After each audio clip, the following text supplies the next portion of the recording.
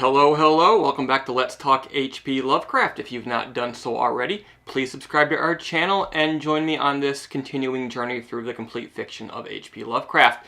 Today, for the first time, I read The Horror at Red Hook, written in 1925, but not published until January of 1927 in Weird Tales. If you choose to try this one out in audiobook form, take you about an hour and 5 minutes. Otherwise, it's about 20 pages long.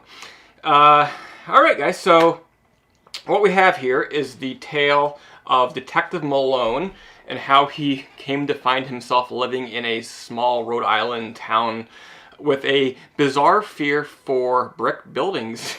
Of all the phobias to have, brick buildings is an interesting one. And on that note, the story kind of begins on a comedic note, but the rest of the story is nothing but comedic.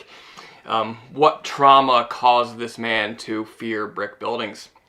But then the story backtracks to him living in New York City, being a police detective working on a case in the Red Hook district. He's put on the case to investigate an strange old hermit man named Robert Soodum. Soodum is a Dutch. His ancestors are Dutch, but he lives in their ancestral mansion, and his family's afraid that he is losing his sanity. He's grown disheveled. He's seen talking to strange people and otherwise behaving reclusively and from the family and in a bizarre manner. But he insists that he's basically doing a study of the folklore traditions of the immigrants in the community. Basically, his family wants to, have him committed or, basically get a hold of whatever fortune he has remaining from his inheritance. But the investigation basically goes in such a way that, he shows up at his day in court, puts on a smile and convinces the judge that, he's just doing this research and that he's okay and there's no reason to worry about him. But Malone, the detective, he suspects that something more sinister is going on in the Red Hook community, and that it is sort of all twirling around Soodum at the center. We learned that Soodum is somehow connected to the smuggling of illegal immigrants into the Red Hook area. A lot of these people are described as being of Kurdish descent, and there's this idea in the area that more people arrive into the city than are ever seen leaving it. So that's a little bit bizarre. Where are these people going and what's become of them? He owns a lot of property in the area, including a dance hall and his mansion and some other tenement properties. And he's basically putting up these people into these structures. These buildings also happen to be brick buildings. Remember that. But Malone, he's investigating. He can't really make a solid connection about what is going on. Then at one point, Soodum, he cleans up his act. He stops looking so disheveled. He actually looks younger. He begins going out in public again in sort of his proper social circle, and he basically attributes this to clean living and then the reduced stress of having completed his research into the folklore of these people. He actually becomes engaged to a well-known society woman. They have their marriage. They hop on a boat and set sail for Europe, but soon after setting sail, he and his wife are strangled by a bizarre clawed creature that enters the boat somehow and drains him of his blood. His followers show up on a tugboat and insist that his body be given to them. In fact, they actually have a note signed by him saying, if something should happen to me, please hand my body over to these men because the future of the world depends on it. Meanwhile, actually having not even heard about his death yet, Malone and the police stage a raid on his properties. They find that these brick buildings are full of cells with mothers and children locked up behind bars. There's also altars and strange engravings and all these different languages and these occult items. Malone, he goes beneath this church where some of these his people have been congregating. He finds a cavernous canal system with with water and with more of these strange objects. And they seem to be tunnels running between these properties and throughout the whole of the city. But he sees this horrible scene of demons. He describes incubus and succubi and fauns and demons and all these other different creatures. But then Sudam's followers show up, and they've brought his corpse with them, including the bottles of blood that they took from him.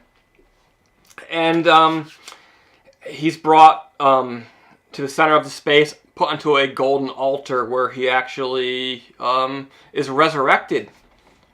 But then he seemingly challenges one of the demons there. He pushes this powerful golden pedestal into the filthy water, and all of a sudden, all the buildings in the area and the canal systems, they collapse in on themselves and seemingly bring this secretive cult to an end.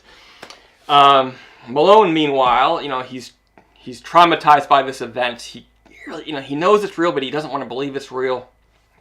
The doctors think that obviously it's just trauma, and he doesn't tell them the full story because who would believe it? And they would just think he's crazy.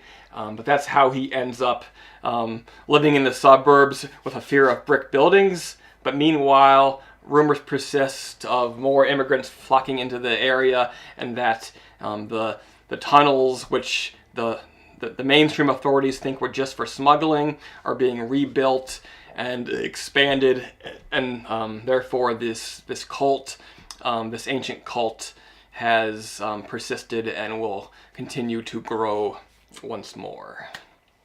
That is the horror at Red Hook. It's a very interesting little story here. Minus the supernatural element, it almost feels like sort of like your classic stereotypical detective noir. Malone is even a sort of a noir-esque name, Malone. But then you get into all of these unexpected elements under the city.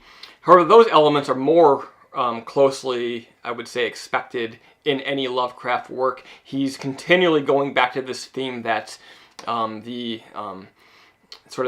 mongrel population, people who are not of so-called pure blood and immigrants and illegals, being involved in having kept alive ancient sort of pre-Christian, pre-human traditions, unbeknownst to the mainstream world. But every once in a while, somebody from the outside sort of has a look into this deeper, darker world that exists beneath the underbelly of society.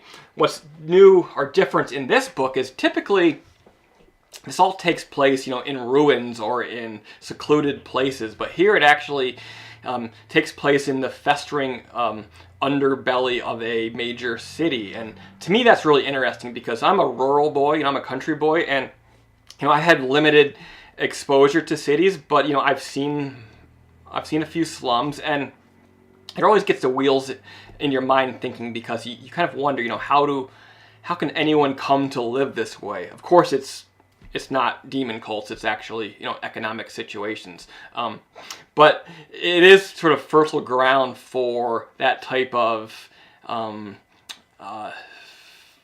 daydreaming and imagination. And here, in the horror at Red Hook, Lovecraft actually sort of brings that whole thing together in a way that I've rarely seen. I think there's been a few instances of it, like in the X-Files and a few other places. But typically you think of devil cults being out here in the country with us hicks, right?